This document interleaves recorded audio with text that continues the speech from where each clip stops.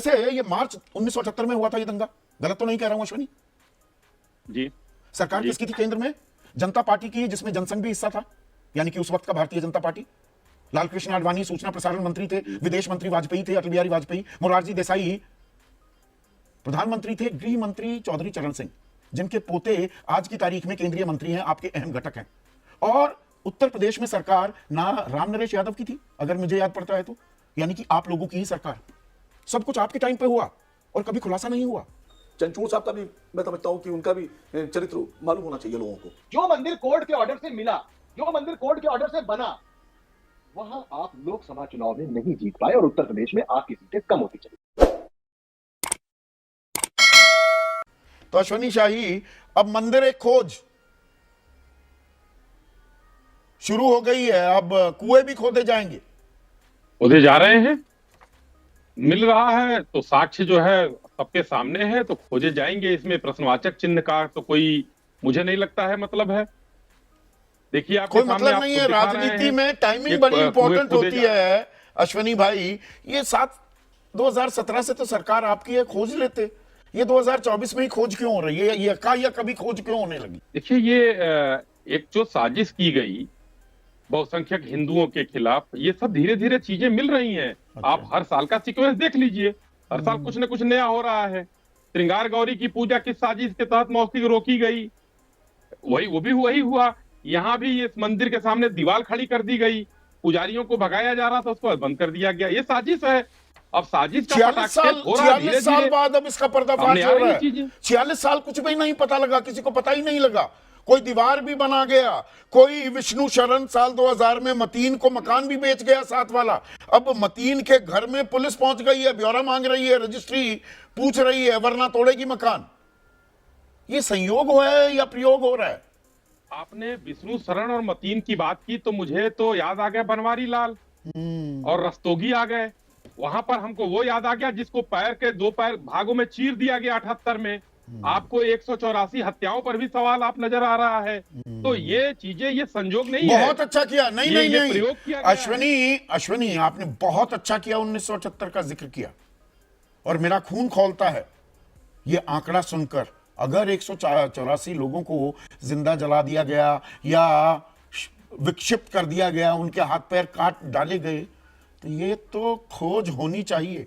पर अभी भी मेरे मन में हूं तो मैं पत्रकार ना, 46 साल बाद ये बात कही जा रही है। वैसे ये मार्च 1978 में हुआ था ये दंगा, गलत तो नहीं कह रहा हूं अश्विनी? जी? सरकार किसकी थी केंद्र में? जनता पार्टी की, जिसमें जनसंघ भी हिस्सा था, यानी कि उस वक्त का भारतीय जनता पार्टी।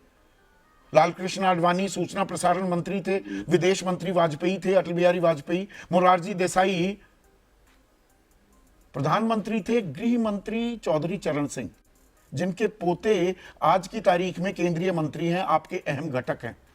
और उत्तर प्रदेश में सरकार ना राम नरेश यादव की थी, अगर मुझे याद पड़ता है तो, यानी कि आप लोगों की ही सरकार।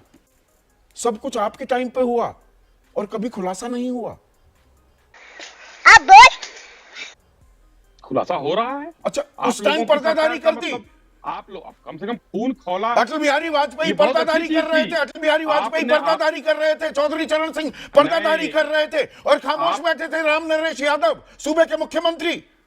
नहीं नहीं नहीं नहीं, ये देखिए आपका खून खौला आपका बहुत अच्छा है। कम से कम है तो आप सनातनी, भले ही पत्रकार हैं, पैदा तो आप सनातनी हुए हैं, तो खून खौलना चाहिए कि अगर वो दंगे हुए तो उन दंगों में इतने लोग मारे गए, 184 या institute of peace and conflict studies कह रहा है 25 लोगों की हत्या हुई। हत्या एक भी बुरी होती है, पर ये आंकड़े अब क्यों बताए जा रहे हैं और इनको उनको मानिए। अच्छा, मतलब जो योगी कहें वो सही। का एक आंकड़ा दे रहा हूं। अच्छा, दैनिक भास्कर का नहीं आंकड़ा मैं भी, देखिए आपने कॉन्फ्लिक्ट और पीस और जो भी आपने वो आप सही मानिए, मैं मान रहा हूं। दैनिक भास्कर ने लिखा है, इंडियन एक्सप्रेस ने लिखा है, इकोनॉमिक टाइम्स ने लिखा है, सबके रिकॉर्ड मौजूद है। क्या लिखा है? सबके दैनिक भास्कर का तो मेरे सामने मौजूद है। दैनिक भास्कर में लिखा हुआ है, तो भाजपा के पक्ष में कभी इंडियन एक्सप्रेस में? अच्छा, इंडियन एक्सप्रेस में क्या लिखा है? 184 लोगों की मौत, उस समय का आप अखबार निकाल कर देख लीजिए, उस समय का अखबार। प्लीज आप मुझे भेजिएगा कतरन, मैंने पूरी खोज करता हूं। जमाना है, नहीं, मैं सच की खोज करता हूं, मैं डिजिटल जमाना है। हाँ, डिजिटल जमाना है, सब मिल जाता है प्लेटफॉर्म, अच्छा, सब मिल जाता है। अगर मिले तो भेजिएगा, प्लीज भेजिएगा। पर कई बार पर ये अभी जरूर भेजूंगा, अगर नहीं मिले है तो ये मतलब दैनिक भास्कर का अभी भेज दूं, मेरे पास तो है, मैं अभी भेज दूं दैनिक भास्कर का। हाँ हाँ भेजिए ना, प्लीज भेजिएगा, अभी भेज दीजिए। दैनिक भास्कर जी मेरे सामने पर है, ये दैनिक अभी भास्कर का मेरे ये सामने खोज है। अभी होने लगी। जी, 29 मैं भेज नवंबर को सुप्रीम कोर्ट ने कहा कोई सर्वे नहीं होगा अभी, तो अब ये दूसरे तरह का सर्वे शुरू कर दिया। तो सर्वे कहाँ हो रहा है? अरे सर्वे ही है ना, ये सर्वे कहाँ हो खुदाई रहा होने है? लग सुप्रीम कोर्ट गई। का तो हम आदेश पालन कर रहे हैं। हाँ, ये दूसरा तरीका अरे अब भाई, हो तो गया, इसमें हर और बात में संभल नहीं हो रहा है सब कुछ।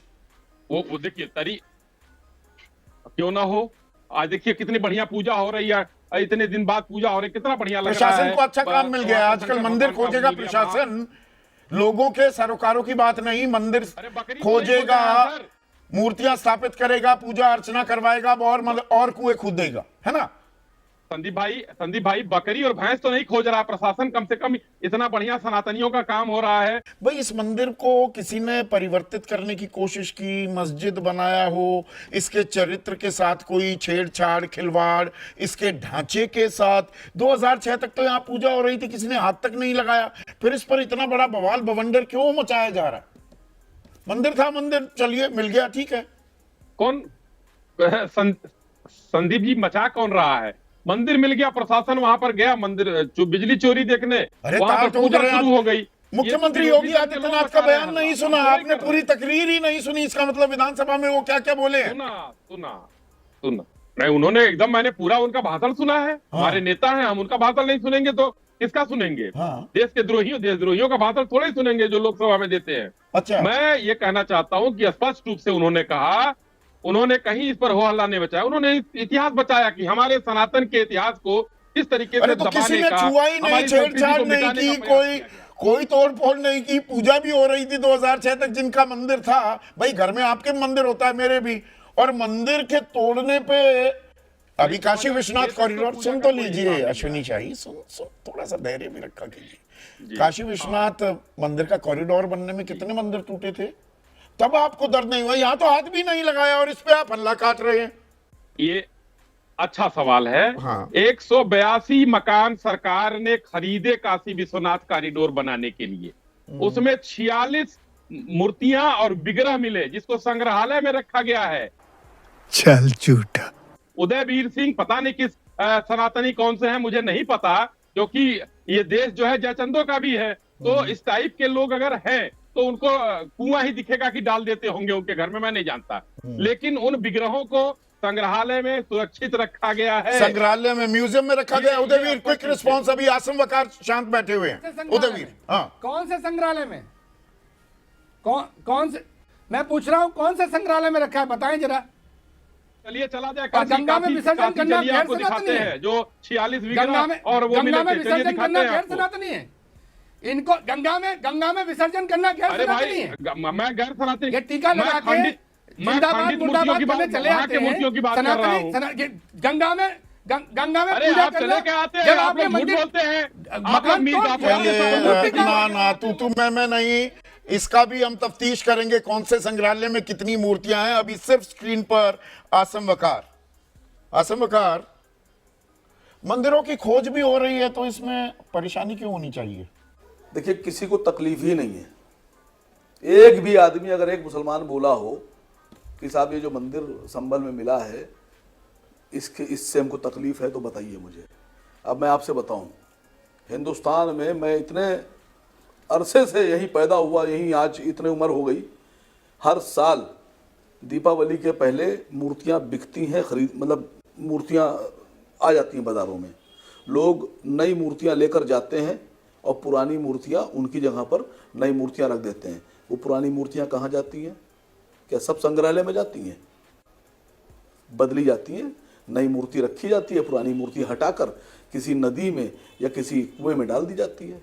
आपने कहा कुएं में मूर्तियां मिली, अभी गोमती नदी हो, गंगा नदी हो, यमुना नदी हो, जितनी नदियां हैं, अभी इनको अगर आप खुदाई शुरू कीजिए तो सैकड़ों की तादाद में मूर्तियां मिलेंगी, सैकड़ों की तादाद में।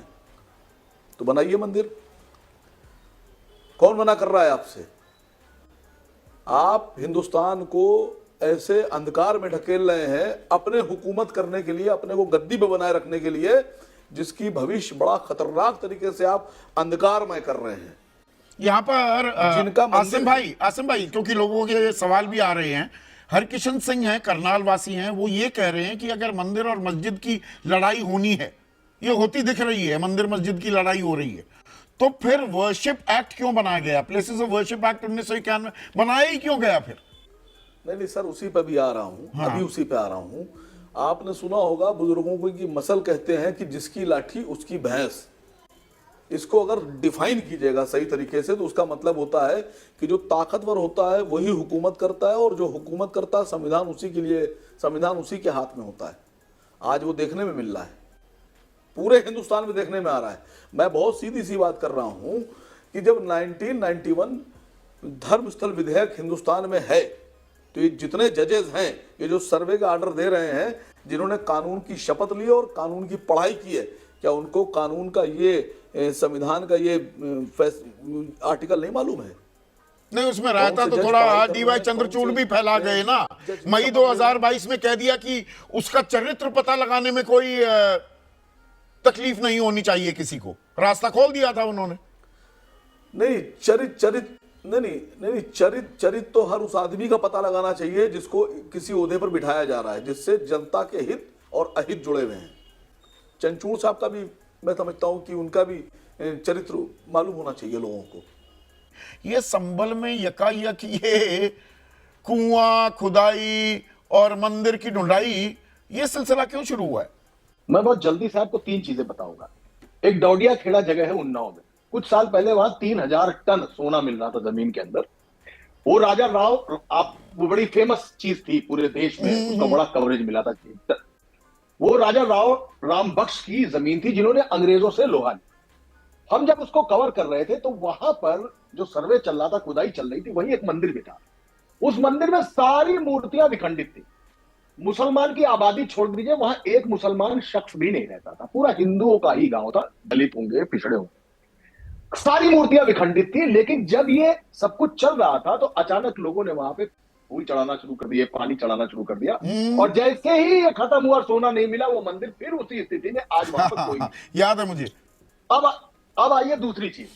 कानपुर में एक जगह है कायस खाना रोड। कानपुर हिंदू मुस्लिम दंगों के लिए कुख्यात था, जो 92 के बाद बंद हो गए दंगे वहां पे, क्योंकि हिंदू मुस्लिम दंगे बराबर थे, लोगों की मौत होने लगी। कायस खाना रोड यानी कायस्थों की पूरी बस्ती थी वो, जो धीमे धीमे विवादित सीमा बढ़ती गई, और कायस्थ लोग अपनी बेचते गए, अपने घर बेचते गए, पलायन नहीं किया, बेचते गए, सुरक्षा की दृष्टि से बेचते गए, और वहां भी बीसियों मंदिर आपको मिल जाए। अब बात रही कि एक मैकू का मकान था जिसने मुबीन को बेच दिया। क्या मुबीन ने उस घर के मंदिर को तोड़ दिया? मंदिर तो वैसे ही का वैसा है। हाँ। मैं संभल की बात कर रहा हूं। हाँ, मंदिर हाँ। तो वैसे ही का वैसा है, तो उसने तो मंदिर तोड़ा नहीं है। हाँ। तो मैकू ने मकान बेच दिया, लेकिन मुबीन ने उसके मंदिर को कुछ नहीं किया, वो वैसे ही है। अब ये मैकू की जिम्मेदारी है कि कब आएगा, टीका चढ़ाएगा, पानी चढ़ाएगा, कब करेगा, क्या करेगा। ये मंदिर मिला नहीं है, ये मंदिर सामने आ गया। अब आ गई, जो मंदिर कोर्ट के ऑर्डर से मिला, जो मंदिर कोर्ट के ऑर्डर से बना, वहां आप लोकसभा चुनाव में नहीं जीत पाए, और उत्तर प्रदेश में आपकी सीटें कम होती चली। अब आपके सामने संकट खड़ा हुआ कि उत्तर प्रदेश में होगा क्या। तो संभल एक प्रयोगशाला है, अयोध्या एक प्रयोगशाला है, बहराइच एक प्रयोगशाला है, ये सारी प्रयोगशाला मिलके उत्तर प्रदेश एक सुप्रीम प्रयोगशाला है, जहां पर जातियों में टूटे हिंदू को फिर से इकट्ठा करने के लिए कभी संभल पैदा होता है, कभी बहराइच पैदा होता है, कभी कुएं में मूर्ति और मिलती है, कभी अब प्रशासन का काम हो गया, कुएं ढूंढो, खुदाई करो, मंदिरों की ढूंढाई करो।